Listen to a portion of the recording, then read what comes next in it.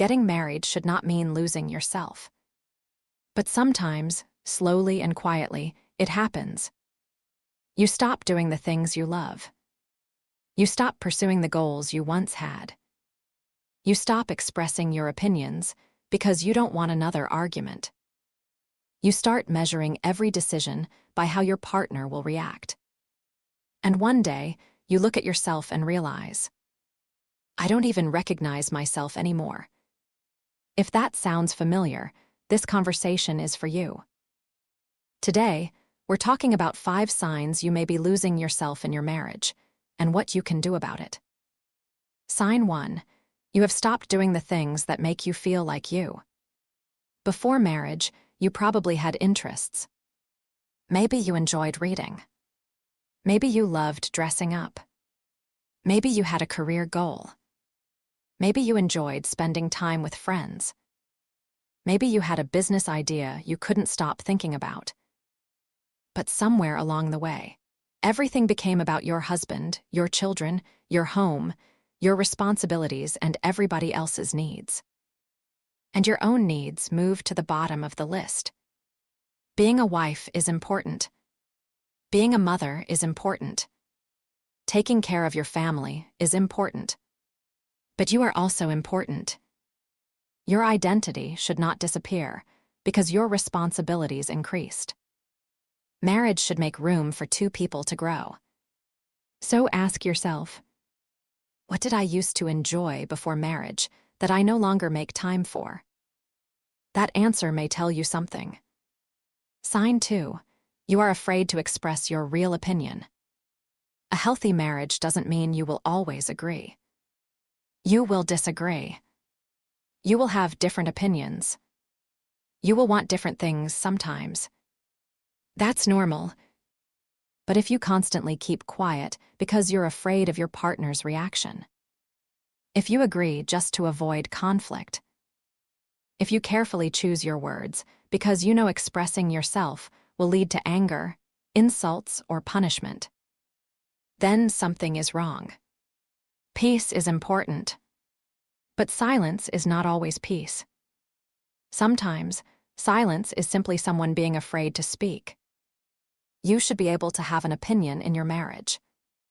You should be able to say, I don't agree. I don't like this.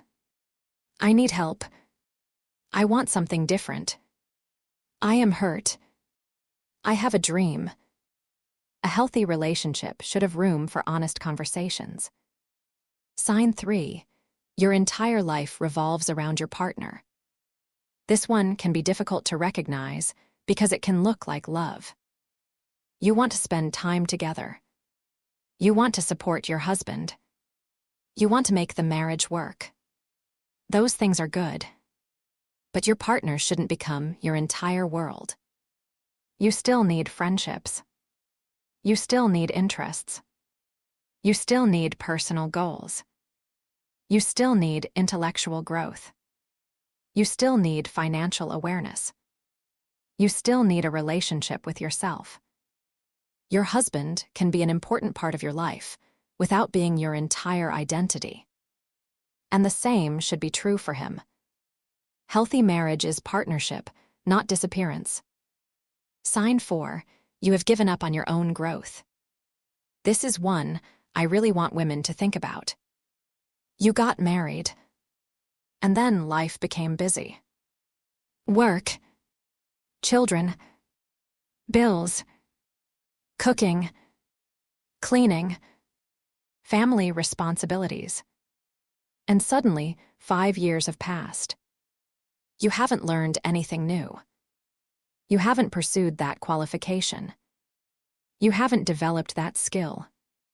You haven't grown your career. You haven't started the business.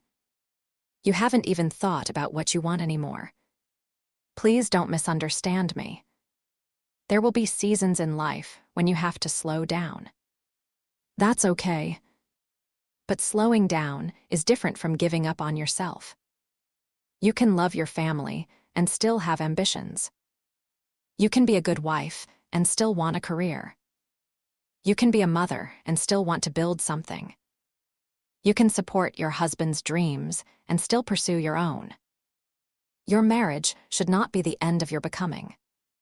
Sign 5. You don't know what you want anymore. This may be the biggest sign. Someone asks, "What do you want?" And you genuinely don't know. Not because you don't have an answer, but because you've spent so much time thinking about, what does he want? What do the children need? What will the family say? What will keep everybody happy? That you've stopped asking, what do I want? So here's an exercise I want you to try.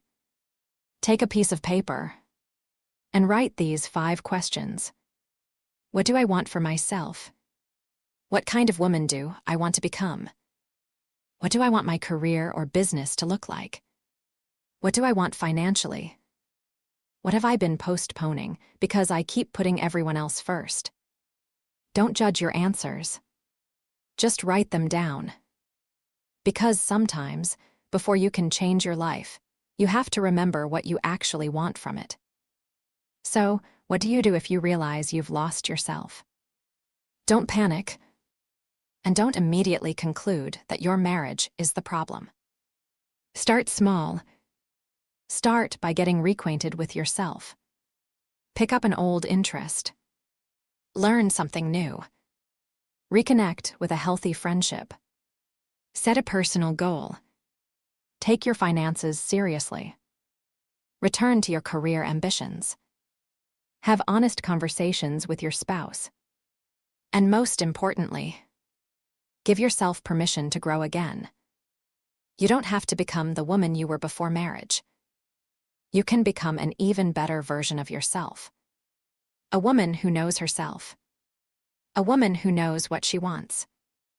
A woman who can love deeply without completely abandoning herself. Final thought. Marriage is supposed to be a partnership between 2 people. Not one person becoming smaller so the other can become bigger. Not one person's dreams replacing the other's. Not one person carrying the entire emotional, financial, or domestic weight of the relationship. 2 people growing, learning, adjusting, supporting each other, becoming better.